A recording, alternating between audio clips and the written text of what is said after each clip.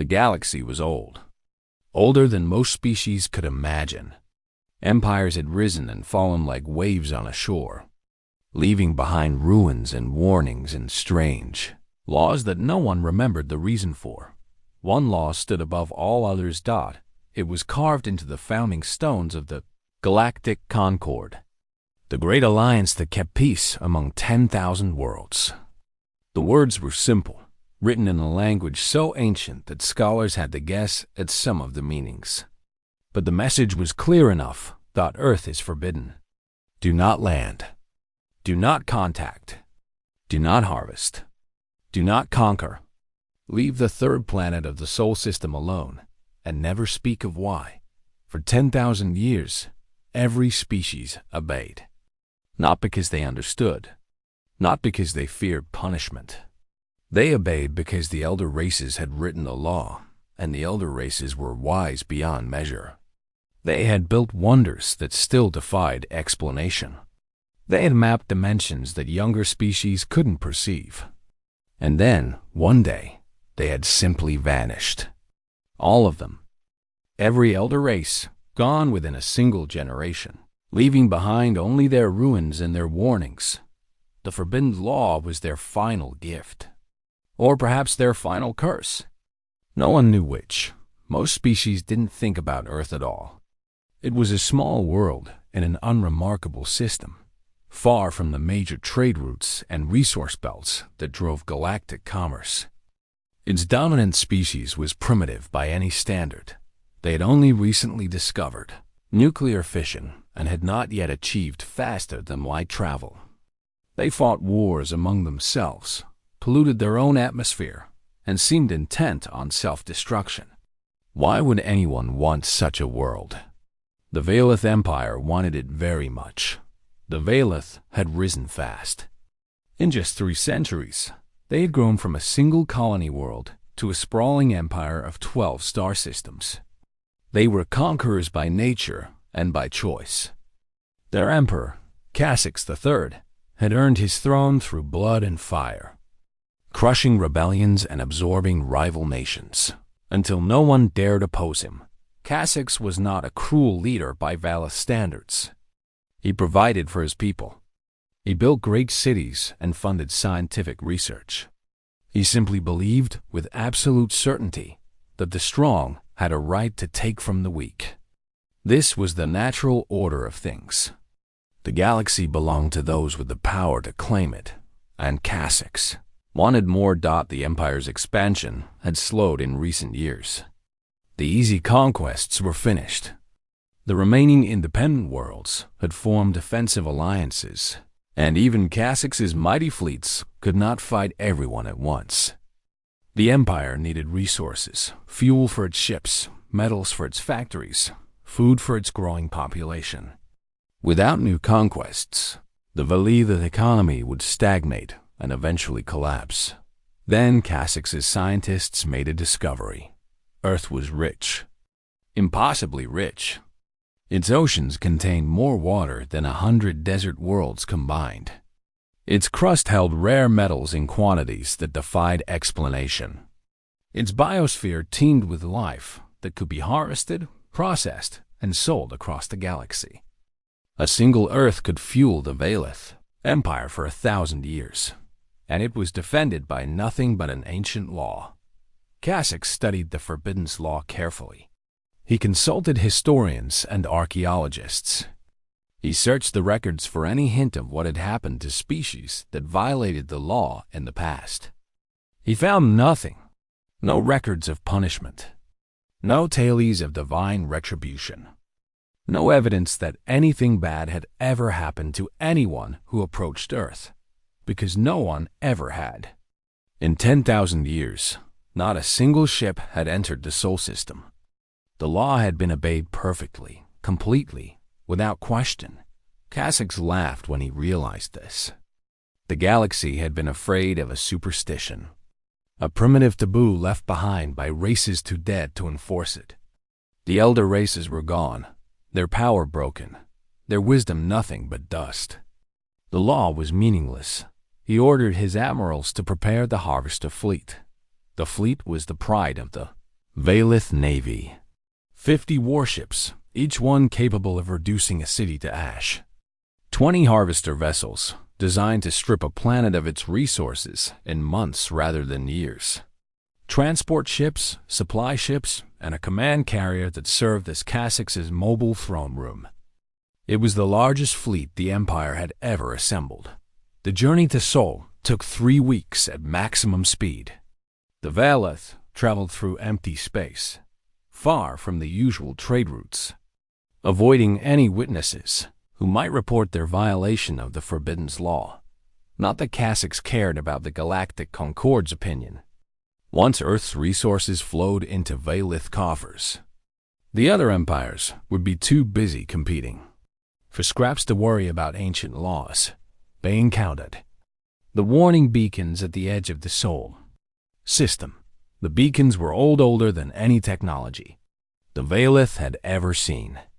They floated in the darkness between planets, broadcasting their message on every frequency, in every known language and 1,000 unknown ones. Got you approach the Forbidden's world. Turn back. This is your only warning. Turn back. Admiral Veth, commander of the fleet, contacted Emperor Cassix on the command carrier. Should they proceed?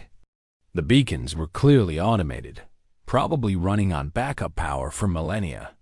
But their presence suggested that the elder races had taken the Forbidden's law seriously. Perhaps there was a reason. Cassix ordered the fleet forward. The beacons fell silent as the Valith crossed their perimeter. No alarms sounded. No ancient weapons activated.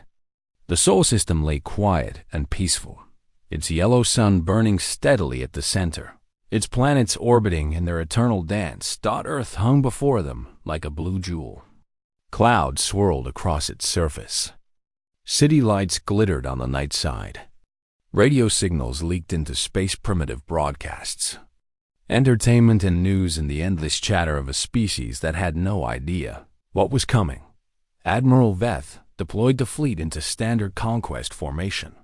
Warships took position above the major population centers. Harvester vessels moved toward the resource-rich regions. The command carrier settled into high orbit, giving Emperor Cassix a perfect view of his newest possession. The conquest of Earth began on a quiet Tuesday afternoon. The Valith expected resistance. Every species fought back when invaded. It was the natural response to threats. They expected nuclear weapons, chemical attacks, perhaps suicide bombers crashing primitive aircraft into their ships. They had prepared for all of these possibilities. What they did not expect was silence. No weapons fired. No armies mobilized. No panicked broadcasts flooded the airwaves. Earth simply waited, as if the entire planet was holding its breath. Admiral Veth felt the first flicker of unease. He had conquered 11 worlds. He knew what fear looked like. This was not fear. This was something else. Something that made his scales itch and his instincts scream. But orders were orders.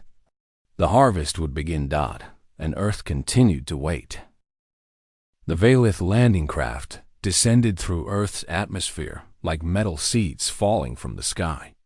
Each craft carried 50 soldiers in full combat armor, armed with plasma rifles and neural disruptors. They had trained for years.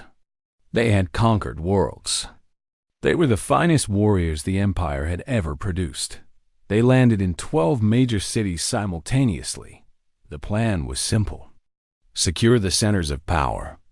Capture the leaders. Broadcast demands for surrender. Standard conquest protocol, tested and refined over centuries of expansion. Within hours, the humans would understand that resistance was futile. Within days, the harvest would begin. The first craft touched down in the center of a city called New York. The soldiers emerged in perfect formation, weapons raised, scanning for threats. They found a crowd of humans watching them from behind primitive barriers. Police officers, apparently. Their uniforms marked them as some kind of security force. The humans did not attack. They did not flee. They raised small rectangular devices and pointed them at the Veilith soldiers. Commander Thrall checked his tactical display. The devices showed no weapon signatures, no energy readings. They appeared to be recording equipment. The humans were taking pictures. One of the humans ducked under the barrier and walked toward the Veilith. He was young, wearing casual clothes, completely unarmed. He stopped a few meters from Commander Thrall and smiled. "Hey," the human said. "Are you guys the aliens? This is so cool. Can I get a selfie?" Thrall did not know what a selfie was. He did not respond. He ordered his soldiers to secure the area and waited for further instructions from the fleet. The scene repeated itself across the planet. In London, humans offered the Veilith soldiers tea. In Tokyo, children gathered to stare at the strange visitors with wide, curious eyes. In Cairo, an old man tried to sell them souvenirs. Nowhere did the humans show fear. Nowhere did they fight back. Admiral Veth watched the reports with growing confusion. This was wrong. Everything about this was wrong. Conquered species did not behave this way. They screamed. They ran. They died fighting against impossible odds. They did not take photographs. He ordered the subjugation protocols to begin. The Veilith ships activated their jamming systems, designed to disable all electronic communications across the planet. The jamming signals reached Earth's surface and simply stopped. They did not fail. They did not malfunction. They touched something invisible and dissolved like smoke in the wind. Veth tried again with more power. Same result. He ordered orbital strikes on military installations. The weapons fired. The energy beams descended toward Earth, bright enough to blind anyone watching. They reached a point approximately 3 kilometers above the surface and stopped. Just stopped, hanging in the air like frozen lightning. Then they faded away, as if they had never existed. Emperor Cassix demanded an explanation. Veth had none to give. The Veilith weapons were functioning perfectly. Something on Earth was simply ignoring them. The humans responded. It began as a whisper on every frequency the Veilith could detect. Questions, thousands of them, spoken in perfect Veilith language. The translation was flawless. The pronunciation was native. Whoever was speaking had learned the Veilith tongue in a matter of hours. What is the atomic weight of the primary element in Veilith blood? What is the name of your home star in your oldest language? How many generations have passed since your species achieved consciousness? What do you dream of when you are afraid? The questions came faster, more personal, more precise. They asked about Veilith history, culture, religion, psychology. They asked about specific battles, specific leaders, specific moments in Veilith evolution that only the oldest records contained. Something was studying them. Something vast and curious and completely unafraid. Veth ordered his ships to pull back to high orbit. The questions followed them. They could not escape. They could not block the signal. They could only listen as something dissected their entire civilization with the casual interest of a scientist examining insects. On Earth, the humans continued to watch the sky. They seemed unsurprised by the events unfolding above them. Some of them smiled. Some of them wept. Many of them simply stood in silence, their eyes distant. As if listening to music no one else could hear. In a classified bunker beneath a mountain. Human leaders gathered around a table covered with documents older than their nations. The papers were yellow with age, written in languages that had died millennia ago. But every person in that room could read them. They had always been able to read them, though they had never known why until today. The documents told a story, a warning, a set of instructions passed down through secret societies and hidden bloodlines for 10,000 years. When the Sky Dwellers return, remember what you are. General Sarah Chun looked at the faces around the table. Presidents and prime ministers, generals and admirals, scientists and priests, all of them wearing the same expression, all of them feeling the same thing stirring in their minds. "It's starting," she said. "The awakening is starting." Above them, the questions continued to flow. But now the humans were asking questions of their own, not through radio signals or electronic communications, through something older, something that had been sleeping in their genes since before the pyramids were built. The Valith soldiers in New York noticed the change first. The curious crowd had gone quiet. The humans stood perfectly still, their eyes closed, their breathing synchronized.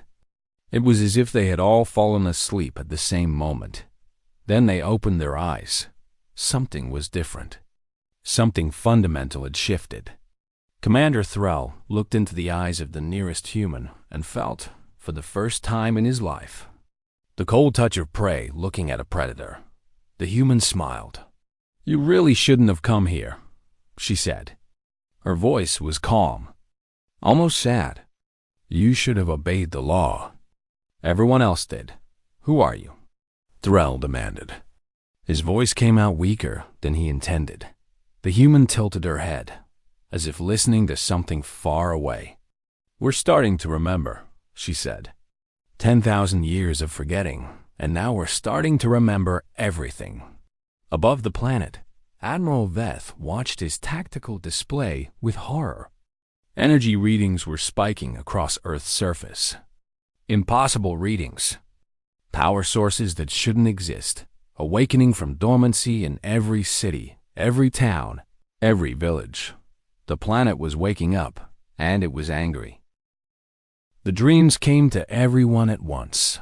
8 billion humans fell asleep at the same moment, regardless of time zone or activity. Drivers slumped over their wheels. Pilots collapsed in their cockpits. Surgeons dropped their instruments mid-operation. The entire species simply stopped, caught in a vision that transcended individual consciousness. They dreamed of fire, caught in a vision that traversed us.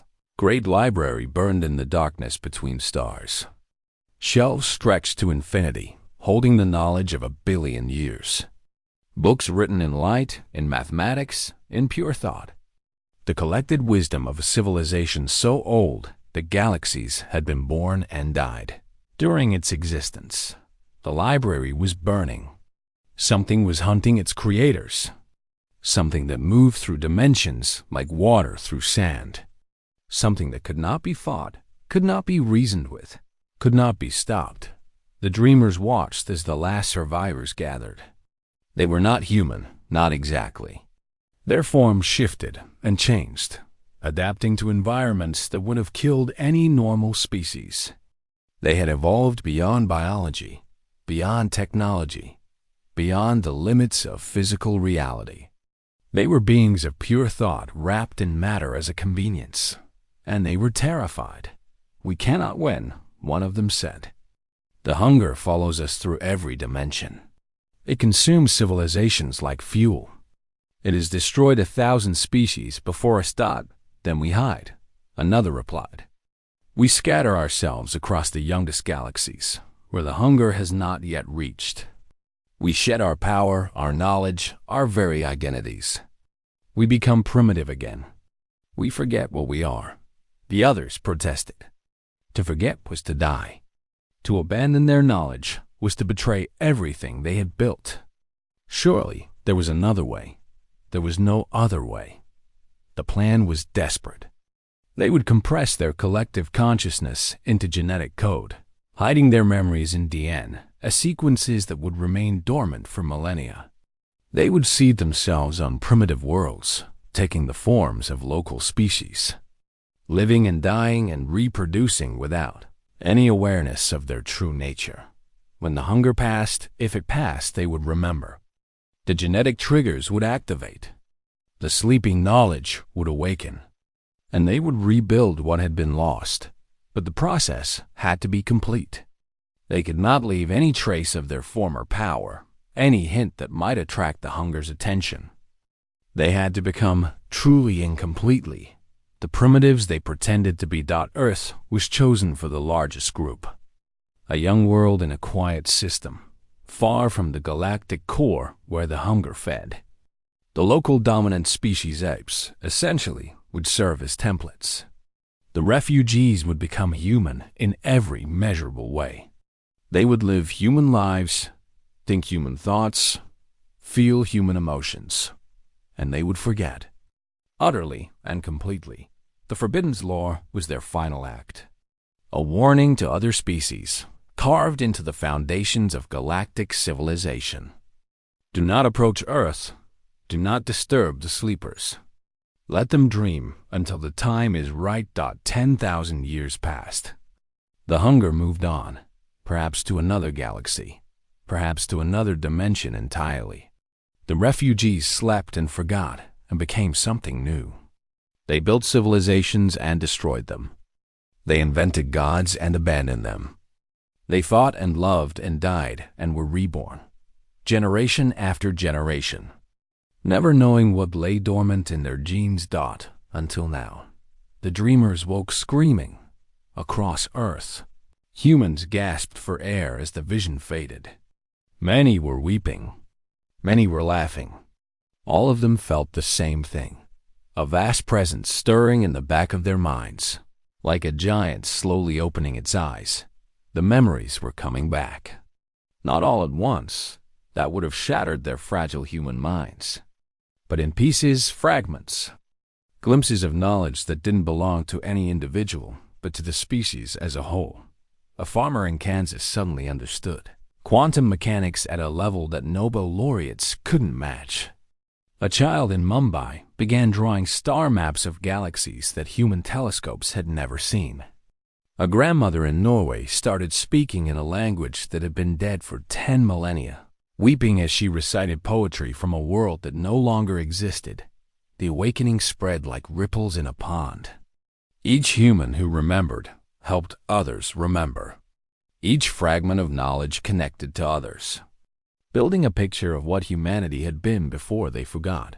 Scientists gathered in laboratories, working without communication, without coordination, yet somehow knowing exactly what the others were building. In 12 hours, they had constructed devices that should have taken centuries to develop. Power generators that pulled energy from the vacuum itself. Communication systems that transmitted thought faster than light. Medical technology that could repair any injury, cure any disease, extend life indefinitely. But technology wasn't new. It was remembered. In the cities occupied by Velith soldiers, the humans began to change. Not physically, they still looked the same. But their movements became synchronized. Their expressions became calm. When they spoke with one voice. A chorus of 8 billion minds working in perfect harmony. Commander Thrall watched the transformation with growing horror. The humans surrounding his soldiers no longer seemed like individuals. They seemed like fingers on a hand, extensions of something vast and unified and terrifyingly aware. "What's happening to you?" he demanded. The humans smiled. All of them. At the same moment. With the same expression. "We are remembering," they said. The words came from 1,000 mouths simultaneously, perfectly synchronized. "We are remembering what we chose to forget. We are remembering why your law exists. We are remembering what happens to those who break it." Above Earth, Admiral Veth watched impossible structures rising from the planet's surface. Towers of light that pierced the clouds. Geometric patterns spreading across continents. Energy signatures that his instruments couldn't measure because they exceeded every scale that Velith had ever invented. The primitive world was gone. In its place stood something ancient. Something that had been sleeping for 10,000 years and was now, finally, fully awake. Emperor Kasich stared at the view screen in his command carrier, his scales pale with fear. He had wanted Earth's resources. He had wanted to fuel his empire's expansion. He had woken something that had hidden from predators that ate civilizations for breakfast. "Get us out of here," he whispered. Get us out of here now. But it was already too late. The awakened ones had noticed the Valeth, had analyzed them, had judged them, and they had found them guilty. The awakening faded like a fever breaking. Across Earth, 8 billion humans slowly returned to themselves. The unified consciousness that had judged and punished the Valeth Empire dissolved into individual minds once more. People blinked, shook their heads, and tried to remember what had happened. Most couldn't. Not fully. They recalled fragments, a dream of burning libraries, a sense of vast age, a feeling of being connected to something infinite. But the details slipped away like water through fingers. The human brain, it seemed, was not designed to hold memories of being something more than human. Some remembered more than others. Scientists found themselves with knowledge they couldn't explain, equations that solved problems they hadn't known existed, designs for machines that shouldn't work but did. Artists created works of impossible beauty, channeling visions from the collective dream. Children spoke phrases in dead languages, then forgot what the words meant moments later. The ancient knowledge hadn't disappeared. It had simply returned to its hiding place, dormant in human DNA, waiting for the next time it might be needed. General Sarah Chun stood on the steps of the United Nations building in New York, watching the sunrise paint the sky in shades of gold and pink. The Valeth soldiers were gone, not dead, but simply absent, as if they had never existed. Their landing craft had vanished. Their weapons had vanished. Even the craters from their initial landing attempts had smoothed over, erased by the same force that had erased their masters. "What do we do now?" asked the Secretary General, standing beside her. His voice was hoarse. He had been crying, though he couldn't remember why. Chun considered the question. Humanity had been changed. They knew, on some deep level, that they were not alone in the universe. They knew they had been something greater once and might be again. They knew they had power beyond imagination, sleeping in their genes, ready to wake if threatened. "We go back to our lives," she said finally. "We rebuild. We remember as much as we can, and we prepare for what comes next." "And what comes next?" Chun smiled. It was not an entirely comforting expression. "We introduce ourselves to the neighbors." 6 months later, the first human ship left Earth. It was not built with awakened technology. That knowledge remained dormant, accessible only in times of dire need. It was built with human hands and human minds, using the science they had developed over centuries of slow progress. Fusion engines, carbon fiber hulls, life support systems designed for long journeys through the cold void between stars. But something had changed in the building of it.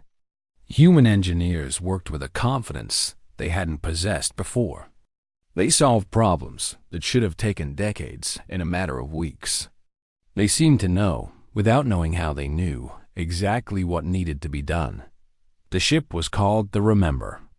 Its crew of 12 carried no weapons, no demands, no threats. They carried only a message.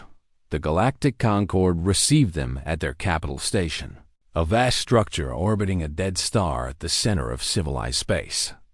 Representatives of 1,000 species watched as the human shuttle docked, as the airlock cycled. As the first humans in 10,000 years stepped onto galactic soil, Ambassador David Okonkwo walked at the head of the delegation. He was an ordinary man by human standards, middle-aged, soft-spoken, with kind eyes and a gentle smile. He had been chosen specifically for his lack of threatening qualities. The Concord representatives did not find him reassuring. They had felt the ripple 6 months ago.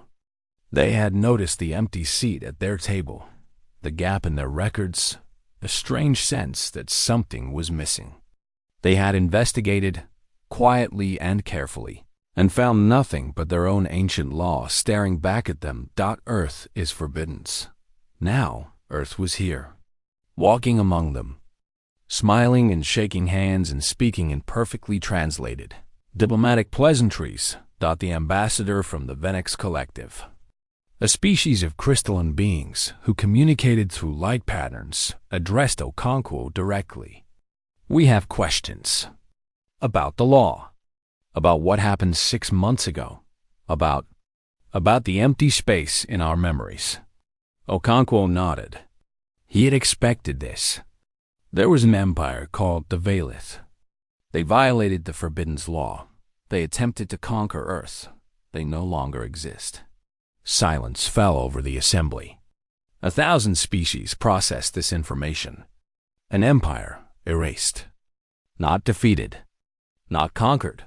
Erased. How? The Venex ambassador asked. We remembered who we used to be, Okonkwo said simply. 10,000 years ago, we chose to forget. We chose to become human, small and fragile and mortal. We did it to survive a threat beyond your comprehension. That threat has passed. We are ready to rejoin galactic civilization. He paused, letting his words sink in. We do not want conquest. We do not want revenge. We want peace. We want to trade and learn and grow alongside our neighbors. We want to be part of your community. The assembly remained silent. Okonkwo could feel their fear.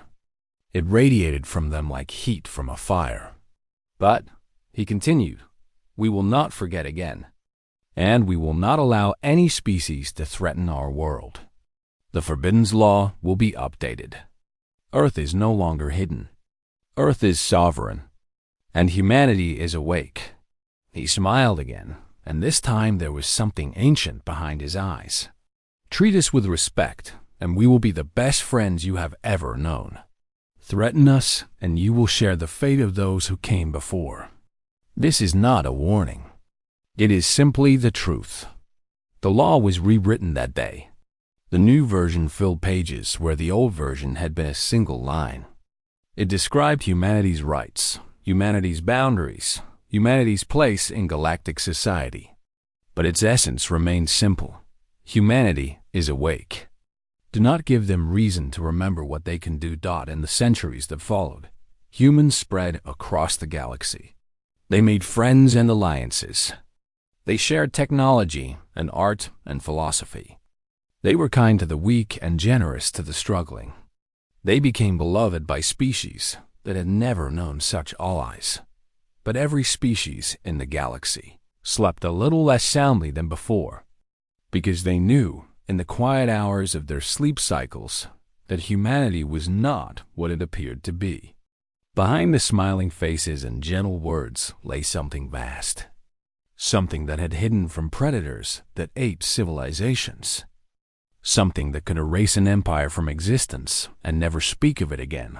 On Earth, children grew up hearing stories of the awakening. Not as fact, the details remained classified, but as myth, as legend, as a reminder of what they carried in their blood. You are human, the story said. You are small and fragile and mortal.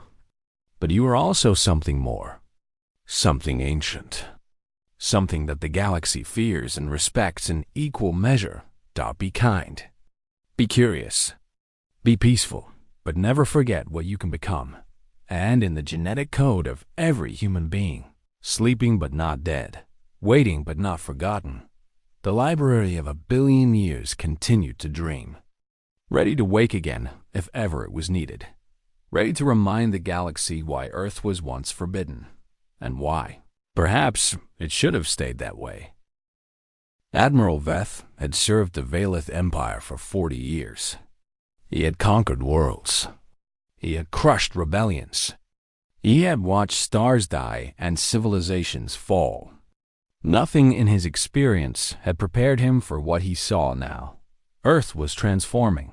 The cities remained, but they were no longer alone.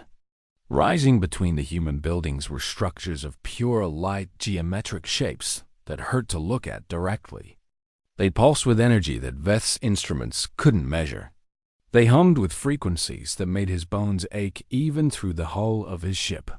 And they were growing, spreading across the planet's surface like crystals forming in solution, connecting to each other, Building something. All weapons, Beth ordered. Full bombardment. Destroy those structures. The Valith fleet opened fire. Every ship unleashed its full arsenal simultaneously: plasma cannons, nuclear missiles, kinetic penetrators, antimatter torpedoes. Enough firepower to crack a continent. Enough destruction to end all life on a normal world. The weapons descended toward Earth in a cascade of light and fire and stopped 3 kilometers above the surface. Every projectile, every beam, every burst of destructive energy simply ceased moving. They hung in the air like frozen raindrops, glowing softly against the darkness of the upper atmosphere. VE watched in disbelief. That's impossible. The energy alone should. The weapons began to turn. Slowly at first, then faster. They rotated in perfect unison, pointing upward. Pointing at the fleet. Evasive maneuvers. Beth screamed. All ships evasive. The bombardment returned to its source. 17 seconds. That was how long it took for the Valith fleet to die. Their own weapons, enhanced and accelerated by forces they couldn't comprehend, tore through their shields like paper. Ships exploded in chains of fire. Escape pods launched only to be consumed by the expanding debris. 50 warships, 20 harvesters, 100 support vessels, all of it reduced to glowing metal and frozen. Corpses tumbling through the void. The command carrier survived. It was the only ship that did. Veth didn't know why. Perhaps the humans wanted witnesses. Perhaps they had other plans. Emperor Cassix stood on the bridge of his flagship, watching the destruction of his fleet with something beyond terror. His scales had gone white. His hands trembled. His voice, when he finally spoke, was barely a whisper. What are they? The answer came from everywhere at once. It came through the ship's speakers, through the crew's communication implants, through the very walls of the carrier itself. A voice made of 8 billion voices, speaking in perfect Valith. We are what you woke. We are what hid from the hunger while your ancestors were still learning to use tools. We are the ones who wrote your forbidden law. We are humanity. We are remembered. Cassix fell to his knees. Not from choice. His legs simply refused to support him. Please, we didn't know. We thought the law was superstition. You thought we were weak. You thought we were prey. You were warned. You were given a choice. You chose wrong. On the view screen, Earth had completed its transformation. The light structures had merged into a single vast network that covered the planet like a second skin. It pulsed with energy that made the stars themselves seem dim, and something was reaching out from it. Not a weapon. Not a ship. Something harder to define. A ripple in reality itself, spreading outward from Earth at impossible speed. It touched the command carrier and kept going. It touched the edge of the Sol system and kept going. It moved faster than light, faster than thought, faster than anything the Valith had ever measured. What are you doing? Cassix tried to ask, but his voice wouldn't work. The ripple carried a signal. A frequency that resonated with something deep in the structure of reality. It wasn't destructive, not in any conventional sense. It was something worse. It was erasure. On the Valith homeworld, 3,000 light years away, people stopped in mid-step. They felt something cold pass through them, something that touched their very existence. And then they felt themselves becoming less real. Records disappeared. Written histories faded from pages. Electronic archives corrupted. Monuments crumbled into dust. Paintings vanished from walls. Memories became uncertain, then confused, then simply gone. The Valith weren't dying. They were being unwritten. Their evolutionary history dissolved. Their ancestors had never existed. Their planet had always been empty. Their empire had never risen because there had never been anyone to build it.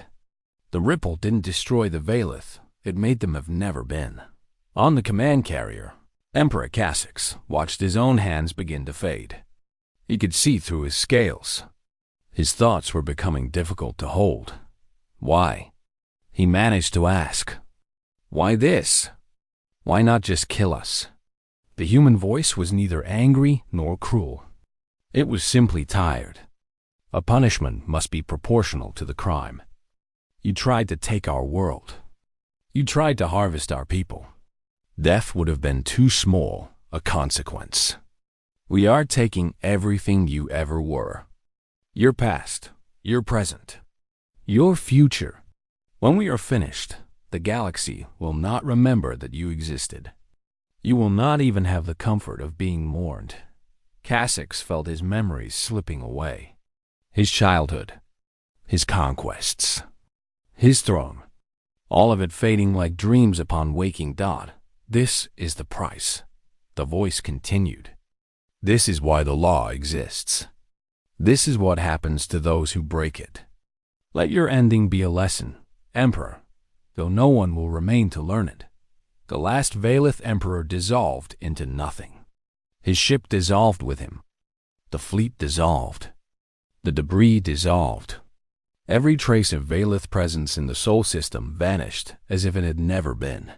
And across the galaxy, the same erasure completed itself.